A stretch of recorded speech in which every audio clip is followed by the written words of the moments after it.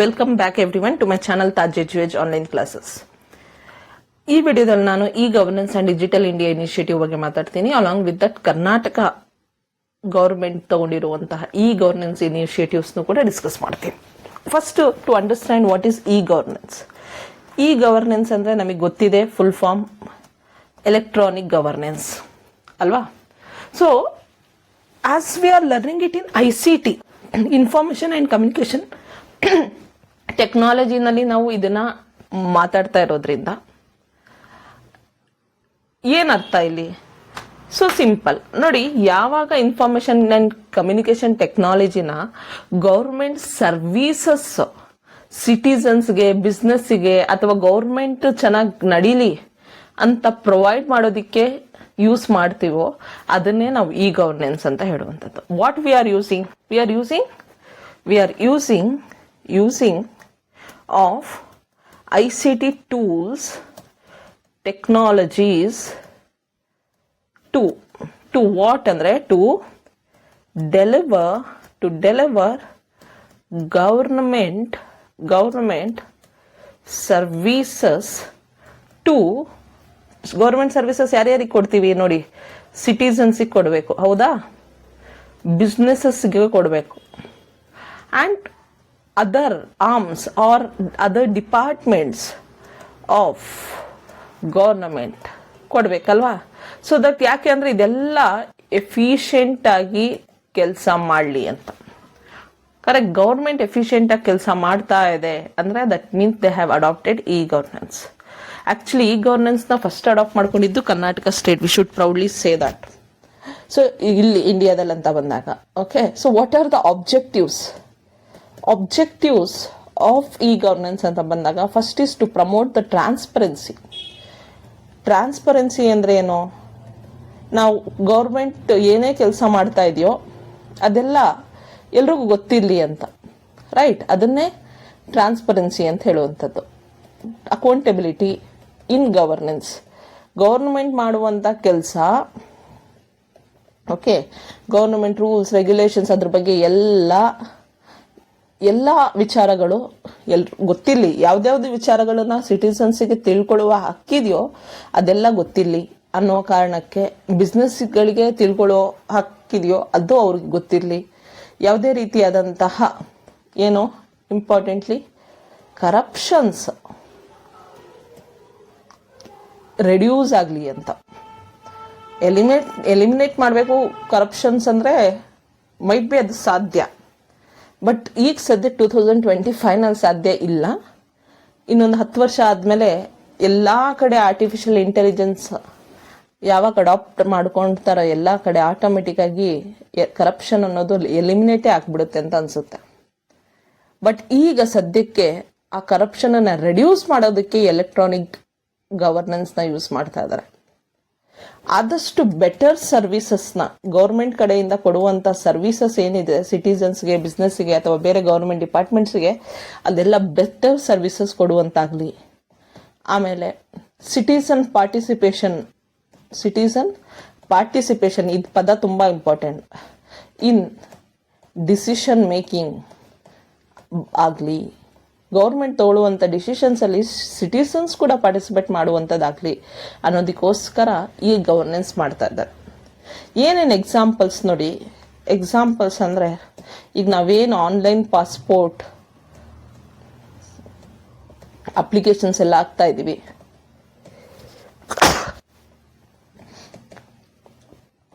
Okay. So online passport application ಹಾಕೋದ್ರಿಂದ ಏನಾಗ್ತಾ ಇದೆ ನೋಡಿ, ಮೊದಲು ಮಧ್ಯವರ್ತಿಗಳು ಬರ್ತಾ ಇದ್ರು. ಮಧ್ಯವರ್ತಿಗಳು ಅಂದ್ರೆ ಮಿಡಲ್ ಮ್ಯಾನ್ಸ್. ಅವರು ನಮ್ಮ ಹತ್ರ ಎಷ್ಟೆಷ್ಟೋ ದುಡ್ಡು ತಗೊಂಡ್ಬಿಡೋರು, 5,000 10,000 ಎಲ್ಲ ದುಡ್ಡು ತಗೊಂಡ್ಬಿಡೋರು. ಇಷ್ಟಿಷ್ಟು ಮಂತ್ ಟೈಮ್ ಕನ್ಸಂಪ್ಷನ್ ಆಗ್ತಾ ಇತ್ತು ನಮಗೆ. ಆಮೇಲೆ ನಾವು ಏನಾದ್ರು ಅರ್ಜೆಂಟ್ ನಮಗೆ ಪಾಸ್ಪೋರ್ಟ್ ಬೇಕು ಅಂದ್ರೆ ತುಂಬಾ ಚಾರ್ಜಸ್ ಮಾಡೋರು, ಕರೆಕ್ಟ್. ಅಥವಾ ಈಗ ನಿಮಗೆ ಇನ್ಕಮ್ ಸರ್ಟಿಫಿಕೇಟ್ ಬೇಕು, ಕ್ಯಾಸ್ಟ್ ಸರ್ಟಿಫಿಕೇಟ್ ಬೇಕು ಅಂತ ಅನ್ಕೊಳ್ಳಿ, ಅದನ್ನ ಅಪ್ಲೈ ಮಾಡ್ಬೇಕು ನೀವು. ಸೊ ಮಧ್ಯವರ್ತಿಗಳು ಏನ್ ಮಾಡ್ತಾರೆ, ಅದಕ್ಕೆ ಅಪ್ಲಿಕೇಶನ್ಗೆಲ್ಲ ಅವರೇ ಅಪ್ಲಿಕೇಶನ್ ಎಲ್ಲ ಹಾಕ್ತಾರೆ ನಮ್ಮ ಪರವಾಗಿ, ನಮ್ಮ ಹತ್ರ ದುಡ್ಡು ಜಾಸ್ತಿ ಕಿತ್ಕೊಳ್ತಾರೆ. ಇದೇ ನಡೀತಾ ಇದ್ದಿದ್ದು ಮೊದಲು. ಆದರೆ ಈಗ ಈ ಗವರ್ನೆನ್ಸ್ ಬಂದಾಗ್ಲಿಂದ, ಈಗ just example of online passport ಅಂತ ತಗೊಂಡ್ರೆ, ಈಗ ಜಸ್ಟ್ ಪಾಸ್ಪೋರ್ಟ್ ಅಪ್ಲಿಕೇಶನ್ಗೆ ವೆಬ್ಸೈಟಲ್ಲಿ ಹೋಗ್ಬೇಕು. ಆ ವೆಬ್ಸೈಟಲ್ಲಿ ನಮ್ಮ ಡೀಟೇಲ್ಸ್ ಎಲ್ಲ ತುಂಬಿದ್ರೆ ನಮಗೆ ಎಷ್ಟು ಪೇಜಸ್ನ ಪಾಸ್ಪೋರ್ಟ್ ಬೇಕೋ ಆ ಪೇಜಸ್ನ ಪಾಸ್ಬುಕ್ಕಿಗೆ ಇಷ್ಟು ಚಾರ್ಜಸ್ ಅಂತ ಇರುತ್ತೆ. ಡಿಫ್ರೆಂಟ್ ಪೇಜಸ್ಗೆ ಡಿಫ್ರೆಂಟ್ ಚಾರ್ಜಸ್. ನಮಗೆ ಬೇಕಾಗಿರೋಷ್ಟು ಪೇಜಸ್ಗೆ ಚಾರ್ಜಸ್ನ ನಾವು ಪೇ ಮಾಡಿಬಿಟ್ರೆ ಒಂದು ಅಪ್ಲಿಕೇಶನ್ ID ಜನರೇಟ್ ಆಗುತ್ತೆ. ಅಪ್ಲಿಕೇಶನ್ ಅನ್ನ ಪ್ರಿಂಟ್ ಹಾಕಿಸ್ಕೊಳ್ಬೇಕು. ನಾವೇನೇನು ಡಾಕ್ಯುಮೆಂಟ್ಸು ಇದೆ ಅಂತ ಅಪ್ಲಿಕೇಶನ್ ಅಲ್ಲಿ ಹಾಕಿದೀವಿ ಆ ಎಲ್ಲ documents, original proof, xerox proof ತಗೊಂಡು ಪಾಸ್ಪೋರ್ಟ್ ವೆರಿಫಿಕೇಶನ್ ಆಫೀಸಿಗೆ ಹೋಗ್ಬೇಕು. ಪಾಸ್ಪೋರ್ಟ್ ವೆರಿಫಿಕೇಶನ್ ಆಫೀಸಿಗೆ ಹೋಗ್ಬಿಟ್ರೆ ಅಲ್ಲಿ ನಾವು ಇಷ್ಟು ಒಂದೊಂದೇ ಸ್ಟೆಪ್ ಬೈ ಸ್ಟೆಪ್ ಅವರು ಒಂದು ಪ್ರಾಪರ್ ಪ್ಲಾಂಟ್ ತರ ಮಾಡ್ಕೊಂಡಿದ್ದಾರೆ.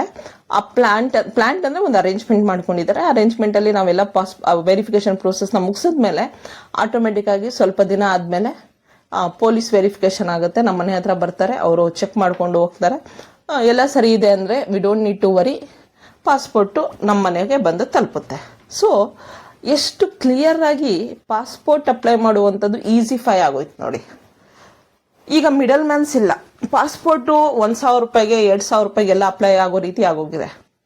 ಓಕೆ, ಆದ್ರೆ ಮೊದಲು ಮಿಡಲ್ ಮ್ಯಾನ್ಸ್ ಇದ್ದಾಗ ಅದೇ ಪಾಸ್ಪೋರ್ಟ್ ತಗೊಳ್ಬೇಕು ಅಂದ್ರೆ ಮೈಟ್ ಬಿ 10,000 ರೂಪಾಯಿ ಚಾರ್ಜ್ ಆಗ್ತಾ ಇತ್ತು ಅನ್ಸುತ್ತೆ.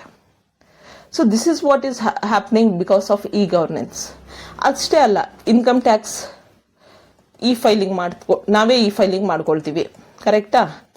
Railway ticket booking, correct?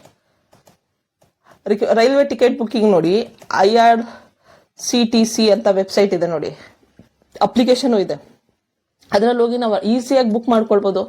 Next municipal services,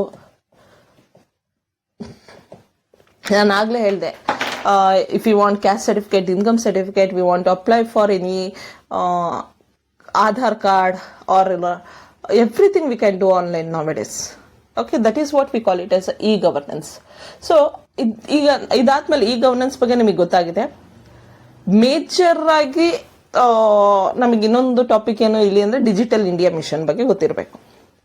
digital India mission 2025 ನಲ್ಲಿ ಲಾಂಚ್ ಆಗುತ್ತಿದ್ದು, ಜುಲೈ 1 ಸಮಥಿಂಗ್. ಓಕೆ, 2015 ಅಲ್ಲ, 2015 ನಲ್ಲಿ ಲಾಂಚ್ ಆಗುತ್ತಿದ್ದು. What is the major objective ಅಂದ್ರೆ ಸೊಸೈಟಿನ ಡಿಜಿಟಲ್ ಆಗಿ ಎಂಪವರ್ ಮಾಡಬೇಕು. ಪ್ರತಿಯೊಂದು ಇನ್ಫಾರ್ಮೇಶನ್ ಡಿಜಿಟಲಿ ಅವೈಲೇಬಲ್ ಇರಬೇಕು ಅನ್ನುವಂಥ ಒಂದು ಆಬ್ಜೆಕ್ಟಿವ್ ಇಂದ ಡಿಜಿಟಲ್ ಇಂಡಿಯಾ ಮಿಷನ್ ಅನ್ನ ಮಾಡ್ತಾರೆ. We should write it like digitally empower society and knowledge economy. ಜನಕ್ಕೆ ನಾಲೆಡ್ಜ್ ಇರಬೇಕು. ಅಂದರೆ ನಾಲೆಡ್ಜ್ ಅಂದರೆ ಎಜುಕೇಷನ್ ನಾಲೆಡ್ಜ್ ಬಗ್ಗೆ ಮಾತಾಡ್ತಾ ಇಲ್ಲ, ಅವೇರ್ನೆಸ್ ಇರಬೇಕು. ಡಿಜಿಟಲ್ ಎಲ್ಲ ಥಿಂಗ್ಸ್ ಆಲ್ಮೋಸ್ಟ್ ಮ್ಯಾಕ್ಸಿಮಮ್ ಯಾವ್ದಾವ್ದನ್ನ ಡಿಜಿಟಲಿ ನಾವು ಮಾಡೋದಕ್ಕೆ ಸಾಧ್ಯನೋ ಅದೆಲ್ಲ ಡಿಜಿಟಲಿ ಜನ ಯೂಸ್ ಮಾಡೋದನ್ನ ಕಲಿಬೇಕು ಅನ್ನೋದಕ್ಕೋಸ್ಕರ ಡಿಜಿಟಲ್ ಇಂಡಿಯಾ ಮಿಷನ್ ಅನ್ನ ತಂದ್ರು 2015 okay, three key vision areas ಅಂತ ಇದೆ ಇದರಲ್ಲಿ. 3 key vision areas ಅಂತ. First one is that digital infrastructure as a core utility to every citizen. ಈಗ ನಮ್ಮ ಜೀವನಕ್ಕೆ ಒಂದು ಮನೆ ಎಷ್ಟು ಇಂಪಾರ್ಟೆಂಟೋ, ಆ ಮನೆಯಲ್ಲಿ ಎಲೆಕ್ಟ್ರಿಸಿಟಿ, ವಾಟರ್ ಫೆಸಿಲಿಟಿ ಅದೆಲ್ಲ ಎಷ್ಟು ಇಂಪಾರ್ಟೆಂಟೋ, ಅದೇ ರೀತಿ ಒಬ್ಬ ವ್ಯಕ್ತಿಗೆ ಡಿಜಿಟಲ್ ಆಕ್ಸೆಸ್ ಸಿಗೋದು ಕೂಡ ಇಂಪಾರ್ಟೆಂಟ್ ಅಂತ ಅನ್ಕೊಂಡು digital infrastructure is a core utility to every citizen ಅಂತ. For example Aadhaar, broadband services, mobile connectivity ಇದೆಲ್ಲ ಮಾಡಿದ್ದಾರೆ. ನೆಕ್ಸ್ಟ್ ಎರಡನೇದು governance and services on demand. ನಿಮಗೆ ಆನ್ಲೈನ್ ಗೌರ್ಮೆಂಟ್ ಸರ್ವಿಸಸ್ ಸೀಮ್ಲೆಸ್ ಆಗಿ ಸಿಗ್ತಾ ಇದೆ ನವೆಡೇಸ್. ನಾನು ಆಗ್ಲೇ ಹೇಳ್ದಂಗೆ ಪಾಸ್ಪೋರ್ಟ್ ಅಪ್ಲೈ ಮಾಡೋದು ಈಸಿ, ವೆರಿ ಮಚ್ ಈಸಿ, ತುಂಬಾ ಈಸಿ. ಸೊ ಎಷ್ಟು ಈಸಿಫೈ ಆಗ್ತಾ ಇದೆ. ಗೌರ್ಮೆಂಟ್ ಸರ್ವಿಸಸ್ ಮೊದಲು ತುಂಬಾ ಕಷ್ಟ ಆಗ್ತಾ ಇತ್ತು. ಈಗ ತುಂಬ ಈಸಿಫೈ ಆಗಿಬಿಟ್ಟಿದೆ. Next digital empowerment of citizens ಅಂದರೆ ಡಿಜಿಟಲ್ ಲಿಟ್ರಸಿ ಕೊಡುವಂಥದ್ದು, ಆಮೇಲೆ ಇರುವಂಥ ಡಿಜಿಟಲ್ ರಿಸೋರ್ಸಸ್ಗೆ ಆಕ್ಸೆಸ್ ಕೊಡುವಂಥದ್ದು ಸಿಟಿಸನ್ಸ್ಗೆ. ಆ ರೀತಿ ಮಾಡುವಂಥದ್ದನ್ನು ನಾವು ಡಿಜಿಟಲ್ ಎಂಪವರ್ಮೆಂಟ್ ಆಫ್ ಸಿಟಿಸನ್ಸ್ ಅಂತ ಹೇಳ್ತೀವಿ. ಇದು ಡಿಜಿಟಲ್ ಇಂಡಿಯಾ ಮಿಷನ್. ಈಗ ನಾವು major initiatives in e governance ಅಂತ ತಗೊಂಡ್ರೆ, ಫಸ್ಟ್ ಈ ಕ್ರಾಂತಿ. ಓಕೆ, ಈ ಕ್ರಾಂತಿ ಫಸ್ಟ್ ಒನ್ ಇಸ್ ಈ ಕ್ರಾಂತಿ.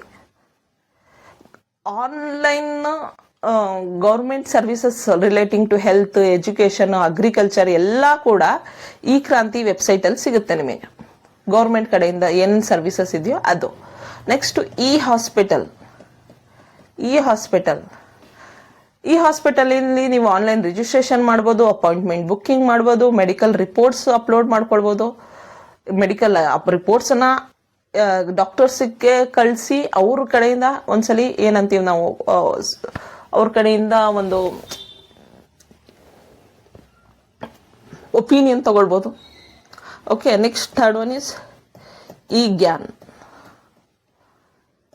ಗ್ಯಾನ್ ಅಂದರೆ this is obviously relating to digital learning. Correct?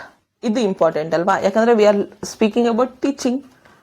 So ಈಗ is a application, digital learning application platform like Swayam and Diksha. ಇಲ್ಲೂ ಕೂಡ ಈ ಗ್ಯಾನ್ ಅಪ್ಲಿಕೇಶನ್ ಯೂಸ್ ಮಾಡಿಕೊಂಡು ನಾವು ಸ್ವಯಂ ಅಂಡ್ ದೀಕ್ಷಾದಲ್ಲಿ ಯಾವ ರೀತಿ ಕಲಿತೀವೋ ಈ ಗ್ಯಾನಲ್ಲೂ ಕೂಡ ನಾವು ಕಲಿಬೋದು. Next fourth one DigiLocker. ಇದು ಇಂಪಾರ್ಟೆಂಟ್, ಡಿಜಿ ಲಾಕರ್ ಬಗ್ಗೆನೂ ಕೇಳ್ತಾರೆ. ಆಮೇಲೆ fifth one my government. So DigiLocker ಅಂದರೆ ನಿಮಗೆ ಗೊತ್ತಿದೆ, ನಮ್ಮ ಎಲ್ಲ ಡಾಕ್ಯುಮೆಂಟ್ಸ್ಗಳನ್ನು ಸ್ಟೋರ್ ಮಾಡೋದಕ್ಕೆ, ಆಧಾರು, ಪ್ಯಾನ್, ಅಕಾಡೆಮಿಕ್ ಸರ್ಟಿಫಿಕೇಟ್ಸ್ ಇದನ್ನೆಲ್ಲ ಸ್ಟೋರ್ ಮಾಡೋದಕ್ಕೆ ಯೂಸ್ ಮಾಡುವಂಥ ಒಂದು ಅಪ್ಲಿಕೇಶನ್ ಅಥವಾ ವೆಬ್ಸೈಟ್ ಮೈ ಗವರ್ನಮೆಂಟ್. ನಾವು ಗೌರ್ಮೆಂಟ್ ರಿಲೇಟ್ಗೆ ಯಾವುದಾದ್ರೂ ಐಡಿಯಾಸ್ನ ಶೇರ್ ಮಾಡಬೇಕು, ಗೌರ್ಮೆಂಟಿಗೆ ಫೀಡ್ಬ್ಯಾಕ್ ಕೊಡಬೇಕು, ಆ ರೀತಿ ಮಾಡಬೇಕಂದ್ರೆ ಇದು ಒಂದು interactive citizen participation website application ಇದೆ. ಸೊ ಇಲ್ಲಿ ನಾವು ಮಾಡ್ಬೋದು ಮೈ ಗವರ್ನಮೆಂಟ್ ವೆಬ್ಸೈಟಲ್ಲಿ. ಓಕೆ, ಸೊ ಇಷ್ಟು ಈ ಗವರ್ನೆನ್ಸ್ ಬಗ್ಗೆ ಇಂಡಿಯಾ ಅಂತ ತಗೊಂಡಾಗ. ಈಗ ಇನ್ನೊಂದು ಇಂಪಾರ್ಟೆಂಟ್ ಆಗಿ ಈ governance. Okay, Karnataka E governance ಬಗ್ಗೆ ಮಾತಾಡೋಣ. ಕರ್ನಾಟಕ ಇ ಗವರ್ನೆನ್ಸ್ ಇನಿಷಿಯೇಟಿವ್ಸ್ ಅಂತ ಬಂದಾಗ first Karnataka state wide area network, KSWAN ಅಂತ ಹೇಳ್ತೀವಿ. ವ್ಯಾನ್ ಅಂದ್ರೆ ನಿಮಗೆ ಗೊತ್ತಿದೆ, WAN ಅಂದ್ರೆ ವೈಡ್ ಏರಿಯಾ ನೆಟ್ವರ್ಕ್ ಅಂತ, KS ಅಂದ್ರೆ Karnataka state wide area network ಅಂತ. ಇದು ಯಾಕೆ ಪ್ರೊವೈಡ್ ಮಾಡ್ತಾ ಇದ್ದಾರೆ ಅಂದ್ರೆ, ಕರ್ನಾಟಕ ಗೌರ್ಮೆಂಟ್ ಏನ್ ನಡೆಯುತ್ತೆ, ಗೌರ್ಮೆಂಟ್ನ ಎಲ್ಲಾ ಡಿಪಾರ್ಟ್ಮೆಂಟ್ಸ್ನ headquarters, government officers, secretariats, district level, taluk level, block level, ಎಲ್ಲಾ ಲೆವೆಲ್ ಅಂದ್ರೆ ಗ್ರಾಮ ಪಂಚಾಯತ್ ಲೆವೆಲ್, ಎಲ್ಲ ಲೆವೆಲಲ್ಲೂ ಕೂಡ ಒಂದಕ್ಕೊಂದು ಕನೆಕ್ಟ್ ಆಗಬೇಕು through high speed of internet ಅಂತ.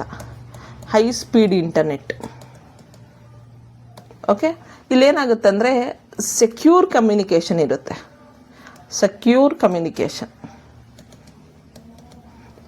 ಸೊ ದಟ್ ಎಲ್ಲ ಸರ್ವಿಸಸ್ ಕೂಡ ಆಲ್ ಈ ಸರ್ವಿಸಸ್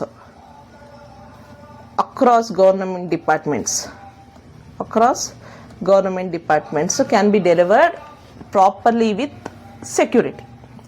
ಸೆಕ್ಯೂರಿಟಿಯಿಂದ ಪ್ರತಿಯೊಂದು ಈ ಸರ್ವಿಸಸ್ನು ಡಿಪಾರ್ಟ್ಮೆಂಟ್ಸ್ಗಳ ಮಧ್ಯ ಮತ್ತು ಸಿಟಿಸನ್ಸಿಗೆ ಎಲ್ಲ ಸರಿಯಾಗಿ ಕೊಡಲಿಕ್ಕೆ ಸಾಧ್ಯ ಆಗುವ ರೀತಿ ಮಾಡುವಂಥ ಒಂದು ವೆಬ್ಸೈಟು KSWAN ಅಂತ. That is Karnataka state wide website ಅಲ್ಲ, ಇದೊಂದು ಇ ಗವರ್ನೆನ್ಸ್ ಇನಿಷಿಯೇಟಿವ್. ಅಂದರೆ ಒಂದು ನೆಟ್ವರ್ಕ್, ಟೈಪ್ ಆಫ್ ನೆಟ್ವರ್ಕ್ ಅಂತ ಹೇಳ್ಬೋದು.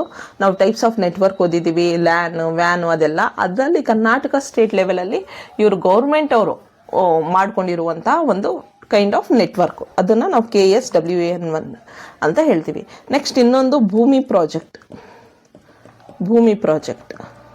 ಸೊ ಇದೆಲ್ಲ NET-ನಲ್ಲಿ ಕೇಳಲ್ಲ, ಆದರೆ ಕರ್ನಾಟಕ KSET ಎಕ್ಸಾಮ್ಸ್ ಅಂತ ಬಂದಾಗ ಅಥವಾ ಬೇರೆ ಕಾಂಪಿಟೇಟಿವ್ ಎಕ್ಸಾಮ್ಸ್ ಅಂತ ಬಂದಾಗ ಕೇಳಿಬಿಡ್ತಾರೆ. ಓಕೆ, ಭೂಮಿ ಪ್ರಾಜೆಕ್ಟ್ ಇದರಲ್ಲಿ ಏನಾಗುತ್ತೆ ಅಂದರೆ ಲ್ಯಾಂಡ್ ರೆಕಾರ್ಡ್ ಮೇಂಟೆನೆನ್ಸ್ ಆಗುತ್ತೆ.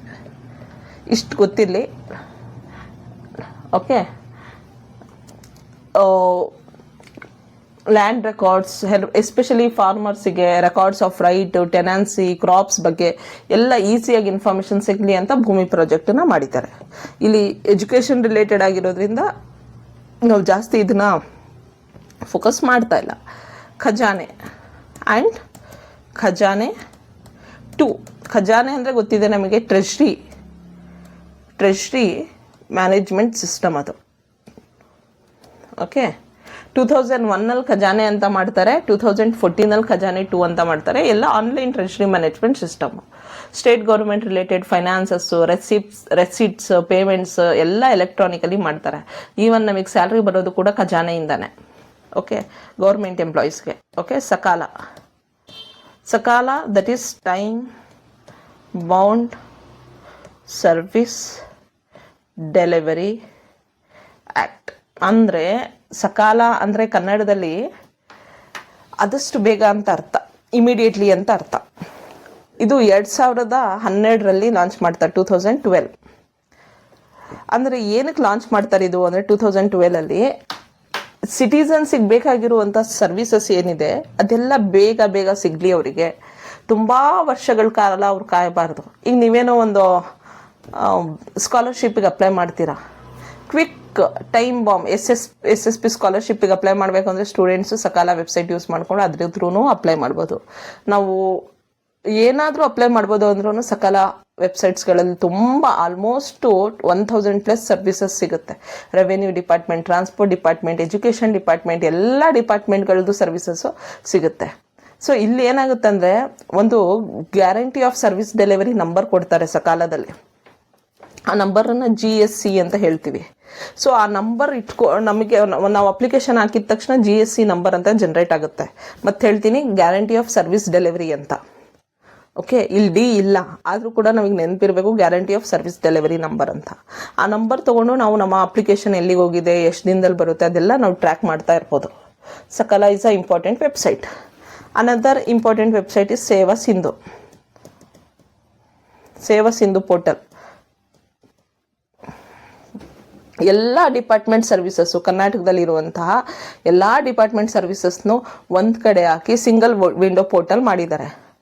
Single window portal. ಈಗ ಗ್ರಾಮ್ 1, ಈಗ ನಮ್ಮಲ್ಲಿ ಬೆಂಗಳೂರು 1 ಅಂತ ಇರುತ್ತೆ. ಬೆಂಗಳೂರಲ್ಲಿರೋರ್ಗೆ ಗೊತ್ತಿರುತ್ತೆ, ನಮಗೇನಾದರೂ ಅಪ್ಲೈ ಮಾಡಬೇಕು ಅಂದರೆ ಬೆಂಗಳೂರು 1 ಅಂತ. ಅದು ವಿಲೇಜಸ್ನಲ್ಲೆಲ್ಲ ಗ್ರಾಮ 1, ಜನಸೇವಕ ಆ ರೀತಿ ಎಲ್ಲ ಇರುತ್ತಲ್ವ, ಅದಕ್ಕೆಲ್ಲ ಇದು ಸೇವಾ ಸಿಂಧು ಪೋರ್ಟಲ್ಲು ಕನೆಕ್ಟ್ ಆಗಿರುತ್ತೆ. ಈಗ ನಾವು ಆನ್ಲೈನ್ ಸರ್ಟಿಫಿಕೇಟ್ಸ್ ಅಪ್ಲೈ ಮಾಡಬೇಕು, ಲೈಸೆನ್ಸ್ ಅಪ್ಲೈ ಮಾಡಬೇಕು, ನಾವು ಆಫೀಸಸ್ ವಿಸಿಟ್ ಮಾಡಬೇಕಂತ ಏನಿಲ್ಲ, ಎಲ್ಲ V can do it through ಸೇವಾ ಸಿಂಧು ಪೋರ್ಟಲ್. ನೆಕ್ಸ್ಟ್ ಗ್ರಾಮ 1. ಇದು ಕೂಡ 2021ರಲ್ಲಿ ಲಾಂಚ್ ಆಗಿರೋದು. ಸಿಟಿಸನ್ ಸರ್ವಿಸ್ ಕೊಡುತ್ತೆ, like banking, government schemes village ಲೆವೆಲಲ್ಲಿ. ಓಕೆ, ಅದೀಗ ನಾವು ಆಧಾರ್ ಕಾರ್ಡ್ ಅಪ್ಡೇಟ್ ಮಾಡಬೇಕು ಅಂದರೆ ನಾವು ಅಕ್ಕಪಕ್ಕ ಇರುವಂಥ ಬೆಂಗಳೂರಿನಲ್ಲಿ ಯಾವ ರೀತಿ ಮಾಡ್ತೀವೋ ಆ ರೀತಿ ಅಲ್ಲಿ ಗ್ರಾಮ 1 ಅಂತ ವಿಲೇಜಸ್ ಲೆವೆಲಲ್ಲಿ ಮಾಡಿದ್ದಾರೆ. ಅಲ್ಲಿ ನಾವು ಹೋಗಿ ಸರ್ವಿಸಸ್ನ ತೊಗೊಳ್ಬೋದು. ನೆಕ್ಸ್ಟು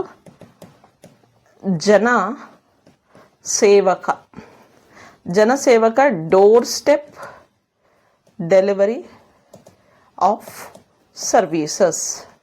ನೋಡಿ, ಸರ್ವೀಸಸ್ನ ಇದು ಮೊದಲು ಬೆಂಗಳೂರಲ್ಲಿ ಸ್ಟಾರ್ಟ್ ಮಾಡಿದ್ರು. ಈಗ ಹೆಂಗೆ ಅಂದರೆ ಸಿಟಿಸನ್ಸು ಎಲ್ಲಿ ಬೇಕಾದರೂ ಕುತ್ಕೊಂಡು ಸರ್ವಿಸಸ್ನ ಫೋನಲ್ಲಿ ಆನ್ಲೈನಲ್ಲಿ ಬುಕ್ ಮಾಡ್ಬೋದು. ಗೌರ್ಮೆಂಟ್ ರೆಪ್ರೆಸೆಂಟೇಟಿವ್ ಜನಸೇವಕ ಅಂತ ಏನಿರ್ತಾನೆ ಅವನು ಮನೆಗೆ ವಿಸಿಟ್ ಮಾಡ್ತಾನೆ. ಇದು ನಮಗೇನು ಸರ್ವಿಸ್ ಬೇಕು ಆ ಸರ್ವಿಸನ್ನು, ಗೌರ್ಮೆಂಟ್ ರಿಲೇಟೆಡ್ ಸರ್ವಿಸಸ್ ಅದನ್ನು ಮಾಡಿಕೊಡ್ತಾನೆ. ಇದೇನಂದರೆ government at your doorstep. Government at your doorstep. ಚೆನ್ನಾಗಿದೆ ಅಲ್ವಾ ಇದು? ಗೌರ್ಮೆಂಟೇ ಮನೆ ಹತ್ರ ಬರ್ಬಿಡುತ್ತಂತೆ. ಇಷ್ಟು ದಿನ ಬರೀ ಪೊಲಿಟಿಷಿಯನ್ಸ್ ಬರ್ತಾಯಿದ್ರು, ಈಗ ಗೌರ್ಮೆಂಟ್ ಅಂದರೆ ಗೌರ್ಮೆಂಟ್ ಜನಸೇವಕ ಬರ್ತಾ ಇದ್ದಾನೆ. Okay, good. ಈ ಪ್ರೊಕ್ಯೂರ್ಮೆಂಟ್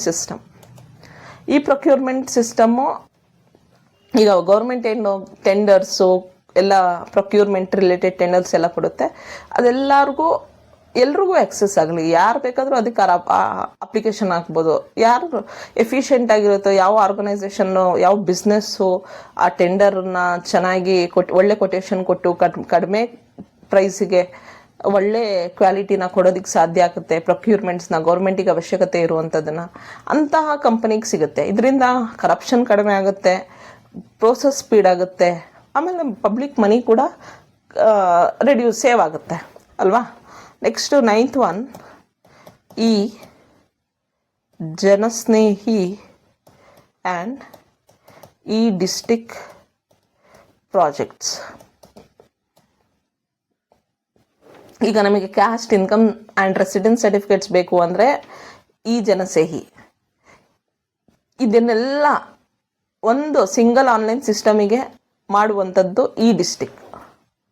ಫಾಸ್ಟಾಗಿ ಈಸಿಯರ್ ಆಗಿ ನಾವು ನಮ್ಮ ಕೆಲಸನ ಮುಗಿಸ್ಕೊಳ್ಬೋದು. ಓಕೆ, ಅದನ್ನು ಈ ಜನಸ್ನೇಹಿ ಮತ್ತು ಈ ಡಿಸ್ಟಿಕ್. ಆ್ಯಂಡ್ ಈಗ ನಮ್ಮ ಎಜುಕೇಷನ್ ಸಿಸ್ಟಮಿಗೆ ಸಿಮಿಲರ್ ಆಗಿ ಕರ್ನಾಟಕದಲ್ಲಿ ಒಂದಿದೆ, Karnataka learning management system. Government ಕಾಲೇಜಲ್ಲಿ ಪಾಠ ಮಾಡ್ತಾ ಇರುವಂತಹ ಎಲ್ಲ ಟೀಚರ್ಸ್ಗೂ ಇದ್ರ ಬಗ್ಗೆ ಗೊತ್ತಿದೆ.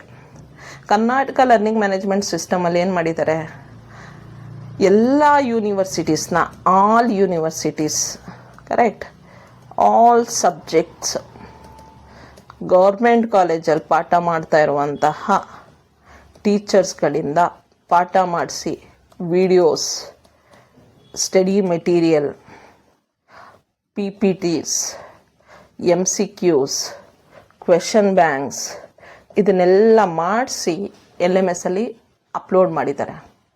ಇದು ಡಿಜಿಟಲ್ ಲರ್ನಿಂಗ್ ಇನಿಷಿಯೇಟಿವ್. ಎಲ್ಲ ಈ ಕಂಟೆಂಟ್ ಇರುತ್ತೆ, ವರ್ಚುವಲ್ ಕ್ಲಾಸ್ ರೂಮ್ಸ್ ಇರುತ್ತೆ. ಇದರಿಂದ ಏನಾಗುತ್ತೆ ಅಂದರೆ ಗೌರ್ಮೆಂಟ್ ಕಾಲೇಜ್ ಸ್ಟೂಡೆಂಟ್ಸಿಗೆ ಅವರು ಎಲ್ಲಿ ಬೇಕಾದರೂ ಕೂತ್ಕೊಂಡು ಓದ್ಕೊಳ್ಬಹುದು. That is the best part Karnataka LMS. Next mobile one, Karnataka mobile governance.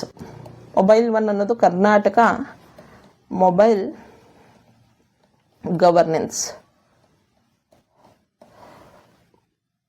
Mobile governance platform offering around 4,000 plus services from both, from both government and private sectors. Just mobile apps ಅಥವಾ SMS use ಮಾಡಿಕೊಂಡು ನಾವು ಇದನ್ನು access ಮಾಡ್ಬೋದು. ಅದು mobile one. So ಇಷ್ಟು Karnataka government ಕಡೆಯಿಂದ ತೊಗೊಂಡಿರುವಂಥ ಈ governance initiatives. I hope ಇಲ್ಲಿ ನೀವೇನು ಓದಬೇಕು, ಕರ್ನಾಟಕ LMS ಬಗ್ಗೆ ಓದಬೇಕು, ಸೇವಾ ಸಿಂಧು ಬಗ್ಗೆ, ಸಕಾಲ ಬಗ್ಗೆ ಗೊತ್ತಿರಬೇಕು ನಿಮಗೆ. ಓಕೆ, ಆಮೇಲೆ ಇಲ್ಲಿ ನಿಮಗೆ ಈ ಗ್ಯಾನ್ ಬಗ್ಗೆ ಗೊತ್ತಿರಬೇಕು, ಡಿಜಿಟಲ್ ಲಾಕರ್ ಬಗ್ಗೆನೂ ಗೊತ್ತಿರಬೇಕು, ಈ ಕ್ರಾಂತಿ ಬಗ್ಗೆನೂ ಗೊತ್ತಿರಬೇಕು. ಇದು ಈ ಗವರ್ನೆನ್ಸ್ ಬಗ್ಗೆ ಇಷ್ಟು. Thank you very much.